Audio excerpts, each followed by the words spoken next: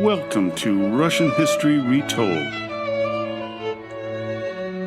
Episode 270, The Moscow Trials. Last time, we finished the monumental series on one of Russia's greatest heroes, Mikhail Kutuzov. Today, we will tell the story of the infamous Moscow Trials, also known as the Show Trials, which were held between 1936 and 1938. I will be relying on 4 books to tell the story of this horrific period of time in the Soviet Union. First, Russia, A 1,000-Year Chronicle of the Wild East by Martin Sixsmith. Stalin, The Court of the Red Tsar by Simon Sebag Montefiore. Former People, The Final Days of the Russian Aristocracy by Douglas Smith. And On Stalin's Team, The Years of Living Dangerously in Soviet Politics by Sheila Fitzpatrick. The Moscow Show Trials were part of the more extensive operation known as the Great Purge, a topic I will cover later this year in a multi-part series. The focus of the Moscow Trials was the destruction of the Old Bolsheviks, those men and women who Stalin viewed as a threat to his control of the Soviet Union. There would be 3 main trials in total. The first would be called the case of the Trotskyite Zinovieite Terrorist Center, also known as the Zinoviev-Kamenev trial, and also known as the Trial of the 16, which would be held in August 1936. The second, held in January 1937, was named the Case of the Anti-Soviet Trotskyist Center, also known as the Pyatakov-Radek Trial, or the Trial of the 17. The third and final trial was known as the Case of the Anti-Soviet Bloc of Rights and Trotskyists, or the Bukharin-Rykov Trial, also known as the Trial of the 21, held in March 1938. The defendants were predominantly old Bolshevik party leaders and top officials of the Soviet secret police. Most were charged under Article 58 of the RSFSR Penal Code with conspiring with imperialist powers to assassinate Stalin and other Soviet leaders, dismember the Soviet Union, and restore capitalism. As Stalin put it, quote, "We will destroy every enemy. Even if he is an old Bolshevik, we will destroy his kin, his family. Anyone who by his actions or thoughts encroaches on the unity of the socialist state, we shall destroy relentlessly." Note the use of the word thoughts in his statement. It gave the secret police and communist officials the right to pretty much arrest and execute anyone. The first show trial was all Stalin's idea, with NKVD head Genrikh Yagoda initially leading it. Unfortunately for Yagoda, he was a bit reluctant to put on the trial, as he didn't believe the charges being bandied about were real. This would eventually cost him his life, as he would be one of the featured defendants in the third Moscow show trial in 1938. But we're getting ahead of ourselves here. Behind the scenes, Nikolai Yezhov was the one setting up the Zinoviev-Kamenev trial. This concerned Yagoda, but he had a lot of other things on his plate. Stalin alleged that he received reports that correspondences from Trotsky were found in possession of someone arrested in an unrelated case. The main defendants here were Grigory Zinoviev and Lev Kamenev, old comrades of Lenin and party leaders of the First Hour, but also supporters of Leon Trotsky in his struggle with Joseph Stalin in the 1920s. The main charge was their membership in the so-called Trotsky-Zinoviev Center, an entirely fictitious organization. Zinoviev and Kamenev initially refused to confess, but Stalin assured them that if they did, they would not be executed. The real reason for the show trials was the faltering Soviet economy and the repression of the people. Things were not going well, and Stalin needed to find a scapegoat. By putting on these trials, it would redirect the people's ire toward a new enemy. Stalin's first focus, of course, was on two men he despised deeply, Lev Kamenev and Grigory Zinoviev. This comes as a surprise as the two men, along with Stalin, formed the triumvirate that marginalized Leon Trotsky. They would then turn around when, seeing the amount of power that Stalin was accumulating, they sided with Trotsky against the leader. This, of course, was a fatal decision. Stalin then moved to ally himself with Nikolai Bukharin to oust Kamenev and Zinoviev. This was his modus operandi, to work one side against the other, divide and conquer, and associate yourself with a future enemy. This would be the basis of the first of the trials, the Kamenev-Zinoviev trial. The Ryutin affair is one of the tools that Stalin used along with Prosecutor General Andrei Vyshinsky. Martyman Ryutin was an old Bolshevik and a secretary of the Moscow City Communist Party in the 1920s. In June 1932, Ryutin wrote a pamphlet titled Appeal to All Members of the All-Union Communist Party, and a nearly 200-page document entitled Stalin and the Crisis of the Proletarian Dictatorship, also known as Ryutin's Platform. In these documents, the old Bolshevik called for an end to forced collectivization, talking about peace with the peasants, a slowing down of the forced industrialization, the reinstatement of all previously expelled party members on the left and on the right, including Leon Trotsky. That's a big mistake. And a fresh start. Obviously, Stalin could not tolerate this as he was busy consolidating his grip on power. Ryutin was arrested on September 23, 1932. On September 27th, the Presidium of the Central Control Commission hastily convened to investigate and deal with the Ryutin group. 24 members of the CCC, including Jan Radzutak, Yemelyan Yaroslavsky, Avel Yanakudze, Aaron Soltz, and Lenin's sister, Maria Lenovich Ulyanov, authorized the investigation to who the members of the Ryutin group were. Many of these committee members would later be part of the future show trials and executed. The committee's final report stated that the members of the Union, as they called, were characterized, quote, as degenerate elements who have become the enemies of communism and of Soviet power, as traitors to the party and the working class, who have tried to form an underground bourgeois kulak organization under a fake Marxist-Leninist banner for the purpose of restoring capitalism in general and kulakdom in particular in the USSR. According to Stalin, their fates were obviously sealed, but more work needed to be done. So, first, all members, including Kamenev and Zinoviev, were expelled from the Communist Party. Then, just a little over 2 years later, Sergei Kirov was assassinated, or set up by Stalin, which led to the start of the Great Purge. Stalin had supposedly received information, as I mentioned before, that Trotsky was sending letters to those opposed to the leader. Nikolai Yezhov, quote-unquote, found the correspondence, much to the surprise of NKVD boss Genrik Yagoda. He had no such information. In June 1936, Yagoda reiterated his belief to Stalin that there was no link between Trotsky and Zinoviev, but Stalin promptly rebuked him.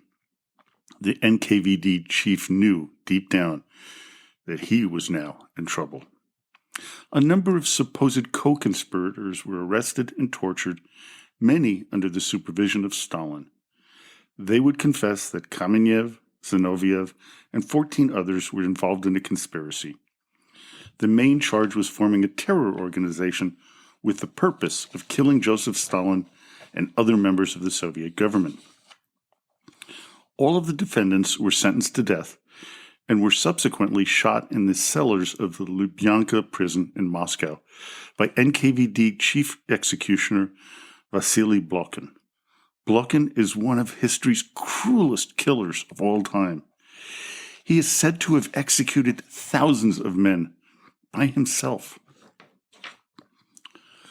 Blokhin, under orders from Lavrenti Beria, was the chief executioner of Polish prisoners at the Katyn Forest Massacre.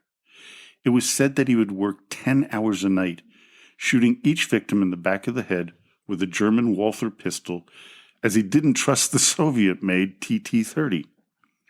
According to documents uncovered during the period of glasnost under Gorbachev, Blokhin shot 7,000 people, making him the most prolific executioner in world history.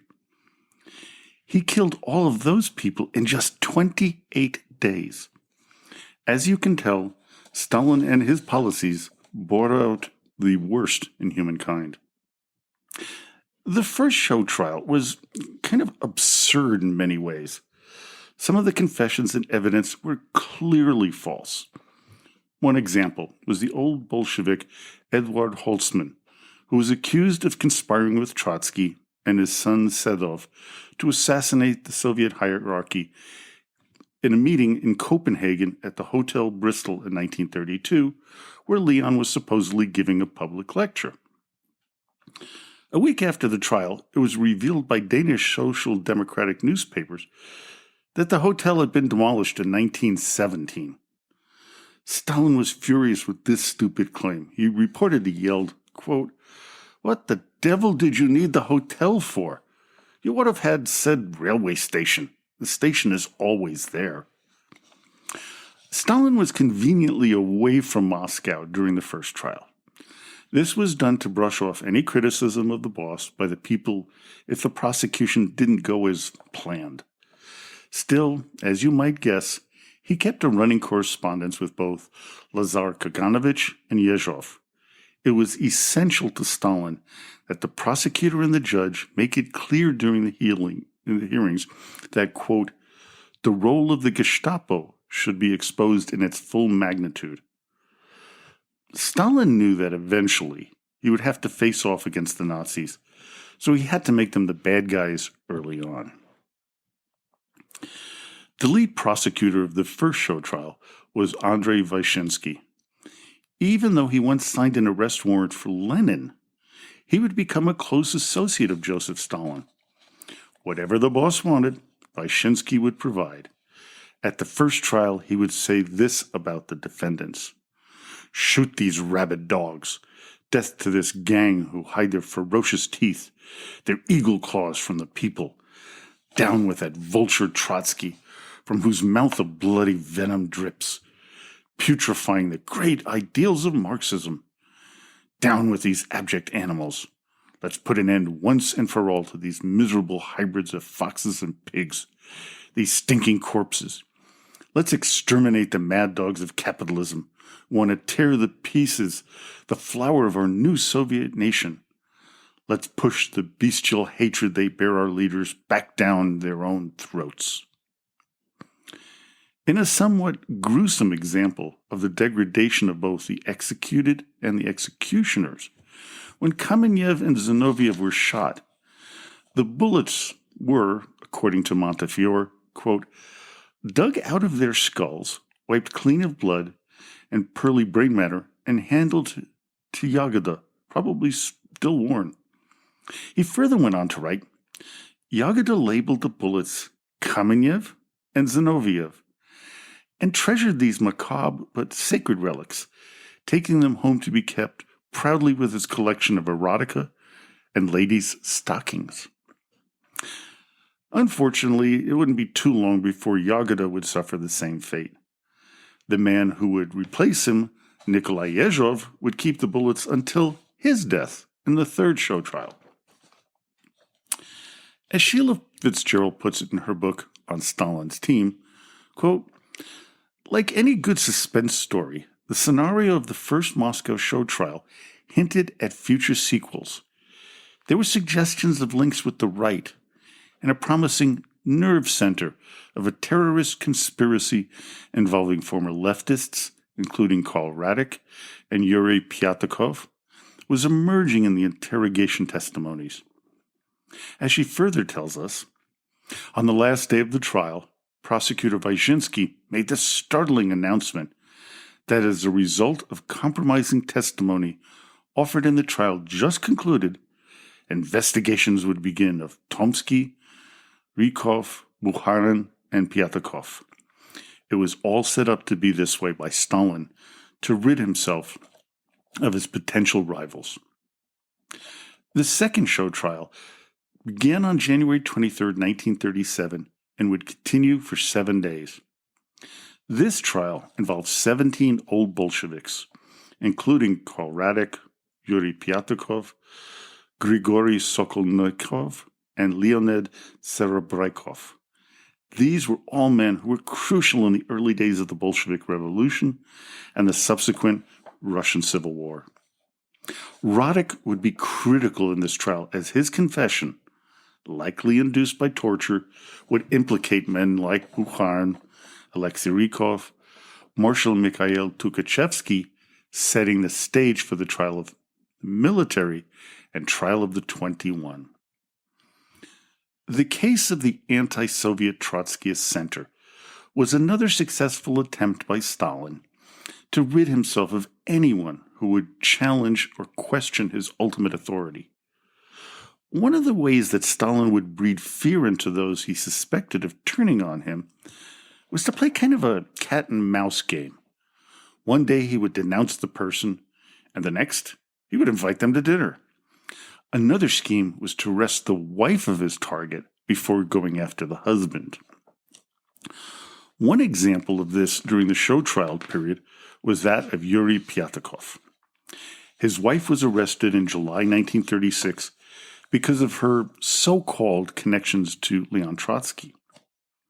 As Montefiore records, quote, "Shortly before the Zinoviev trial, Yezhov summoned Pyatakov, read him all the affidavits implicating him in Trotskyist terrorism, and informed him that he was relieved of his job as deputy commissioner.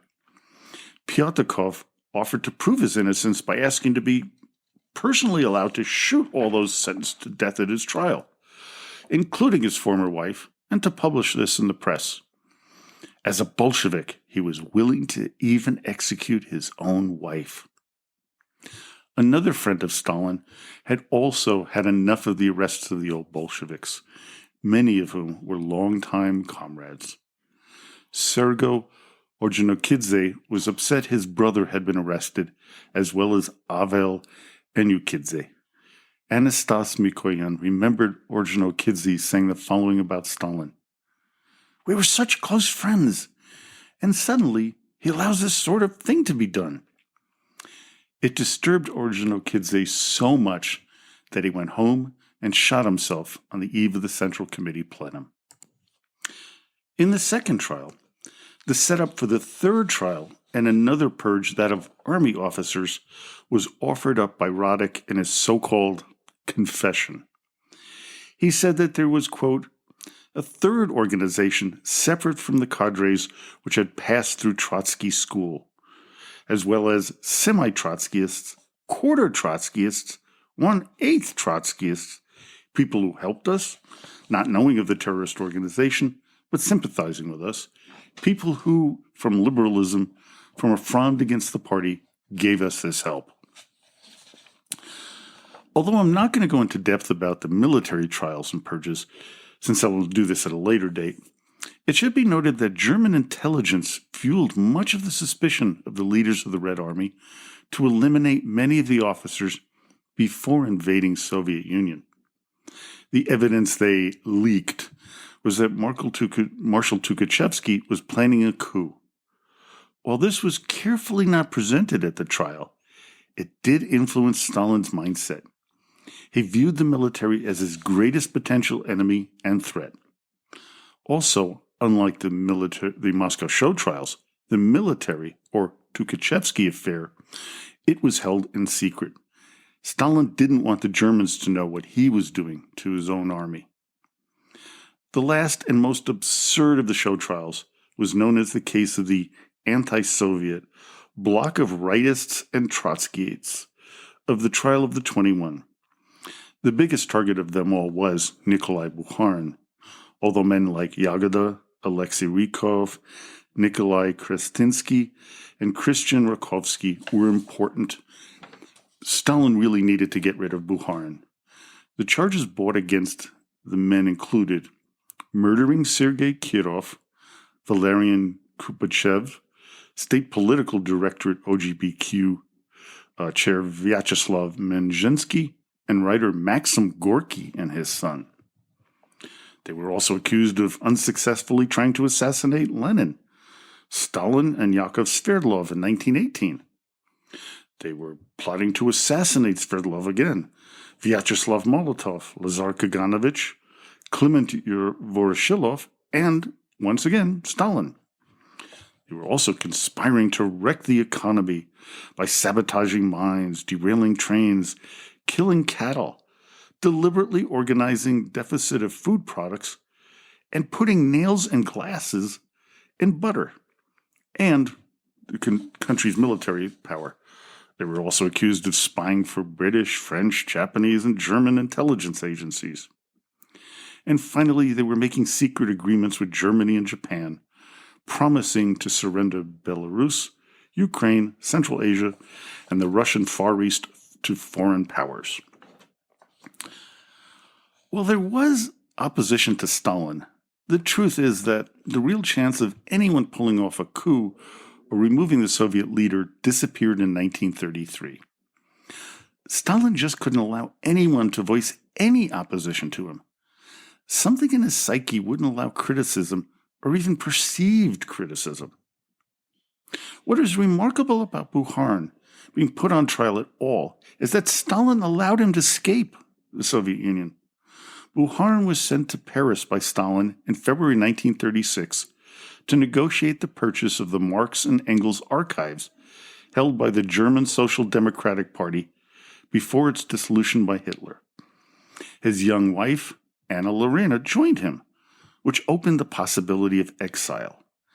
Still, he decided against it, saying he could not live outside the Soviet Union. Stupidly, in conversations with Boris Nikolaevsky in Paris, Bukharin called Stalin a devil. He also admitted to French leftist writer André Malraux that Stalin would kill him if he returned to the USSR. Stalin was likely made aware of these comments by Bukharin. He was arrested on February 27, 1937. At the trial, in his final speech, Bukharin was to have said, quote, "While in prison, I made a reevaluation of my entire past. For when you ask yourself, if you must die, what are you dying for? An absolute black vacuity suddenly rises before you with startling vividness. There was nothing to die for if one wanted to die unrepented." The prosecutor, Wyszynski, yelled in court, "Shoot the mad dogs." Many were executed immediately after the end of the trial. Of the 21 on trial, 18 got the death sentence. 3 survived, although death might have been preferable. Pletnyov was sentenced to 25 years in prison, Rakovsky to 20, and Besanov to 15 years of hard labor in the Gulag system. Vasily Blokhin, as we might guess, the chief executioner of the NKVD, conducted all 18 of the executions personally. The tragedy didn't end with the death of the defendants. It continued on towards their families and relatives. Any grown-up sons would be shot, and wives and ex-wives would be arrested and sent to the Gulag. Young children would be put into orphanages under new names. What Stalin got out of the show trials was the fear of everyone around him that no one was safe. He made it known to his inner circle that some of them had been mentioned in the confessions of those found guilty.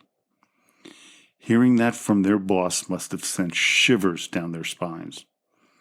Those around the remaining loyalists would be victims of the fear-mongering by Stalin. From Sheila Fitzgerald, quote, The stoic and loyal Molotov is a prime example. After his German tutor was arrested, his daughter's German nanny followed.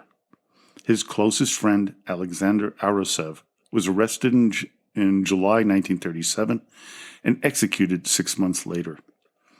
Of his 4 deputies, Rudzutak and Antipov were arrested by the middle of 1937, with Valery Mezhlok following in December and Chubar in mid-1938. The show trials were over, and the Great Purge was coming to an end. But Stalin needed a new scapegoat to bring all this murder to a conclusion. Also, there was significant international skepticism about this last trial because of some of the absurd and ridiculous charges and evidence presented. For some prominent former communists, such as Bertram Wolfe, J. Lovestone, Arthur Kessler, and Heinrich Brandler, the Bukharin trial marked their final break from communism. It turned the first 3 into ardent anti-communists. Stalin needed to blunt his personal responsibility for it. So, what better person than the head of the NKVD to take the blame? Nikolai Yezhov was arrested on April 10, 1939. Months previous, he knew he was in deep trouble and began to drink himself to death almost. Lavrenti Beria had been given control of the NKVD.